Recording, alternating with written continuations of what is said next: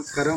నేను గత ఒక 2 నెలల క్రితము ఈ చెట్టుకు దాదాపుగా ఒక అన్ఎక్స్పెక్టెడ్గా ఈ వేప చెట్టు అనేది ఇది ఇరిగిందండి. దానికి ఏం లేదు, రేగడి మట్టి పెట్టినా ఇక్కడ 2 కట్టెలు వేసి కట్టినండి. ఇది ఏ విధంగా వచ్చిందో ఇప్పుడు మీ ముందు చూద్దాం. చూడండి దగ్గరికి. రేగడి మట్టి అనేది ఎంత అమోఘమైనదో చూద్దాం. కక్కుతూనే ఈ చెట్టు యథాతనంగా ఉన్నది చూడండి.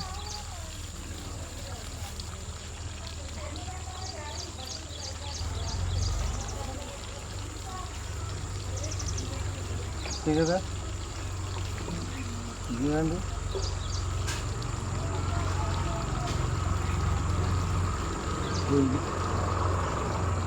ఇదండి ఇక్కడ చెట్టు చూడండి.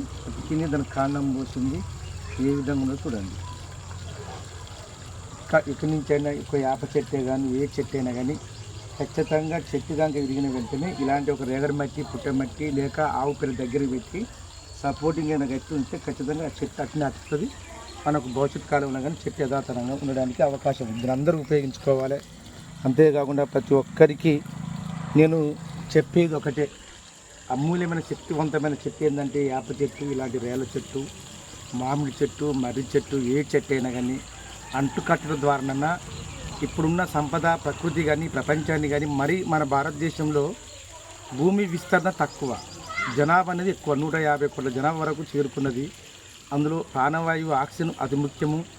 ప్రతి ఒక్కరూ ఈ అమూల్యమైన చెట్లను ప్రత్యేకంగా మనం పెంచకుండా కానీ కనీసం ఇలాంటి ఒక మనకు కొమ్మ కట్టడం ద్వారా ఆ చెట్టును పెంచుకునే అవకాశం ఉంటుంది. మీ ముందుకు చూపిస్తున్న ఇది నేరుగా ఈ చెట్టు కంప్లీట్గా ఇరిగి ఇది పోయిన తర్వాత ఆటోమేటిక్గా ఇట్లా పెట్టి చేసినాం.